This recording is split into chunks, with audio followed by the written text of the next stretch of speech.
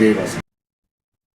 ప్రకాశం జిల్లా అద్దంకి నియోజకవర్గం జే పంగళూరు మండలంలో మంత్రి గొట్టిపాటి రవికుమార్ పలు అభివృద్ధి కార్యక్రమాల్లో పాల్గొన్నారు. రేణింగివరం గ్రామంలో 90 లక్షలతో నిర్మించనున్న పురాణ కాలక్షేపం మండపానికి భూమి పూజ చేశారు. మెగా పేరెంట్స్ టీచర్స్ డే మీటింగుల్లో పాల్గొని 88 మంది విద్యార్థులకు ఉచిత సైకిళ్లు పంపిణీ చేశారు.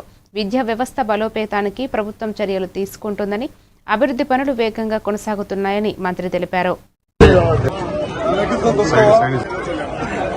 చాలా కాలం నుంచి చెప్తా ఉన్నారు. ఎందుకంటే మనం అవలపల్లి నుంచి డైరెక్ట్ గా రోడ్డు మీద వెళ్తాం వల్ల సిమెంట్ రోడ్డు దాదాపు చాలా మంది జరిపారు. వేస్తే కనుక అందరి నుంచి హైవే ఎక్కడో ఇబ్బంది లేదు.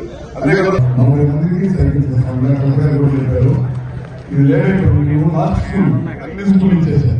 ఇదే లాస్ట్ స్కూల్ దాదాపు చాలా మంది హెల్ప్ చేశారు. నేను ఈ కార్యక్రమం చేస్తానని చెప్పి చాలా మంది హెల్ప్ చేశారు. వాళ్ళ ఓపెనింగ్ కూడా చేయకపోయింది. ఆ రోడ్డు ఈ ప్రాంతంలో బాగా ఉపయోగపడింది. ఆ రోడ్డు కూడా ఈ ఊర్లో. అదేవిధంగా టెంపుల్ వెనక ఒక పెద్ద భోజనశాల లాగా అందరికి ఉపయోగపడేటట్టు అక్కడ భజన మందిరమే కాదు, భజన మందిరం వాళ్ళు తిరుపతి నుంచి గ్రీవెన్స్ ఉన్నాయంట ముగ్గురికి. ఆ సమస్య ఏదో ఉంది, అది ఇమీడియట్ గా వెరిఫై చేయాలన్నాడు. రికార్డులు వెరిఫై చేసి ఇంకొక 8 మందికి ఏదో రావాలన్నారు.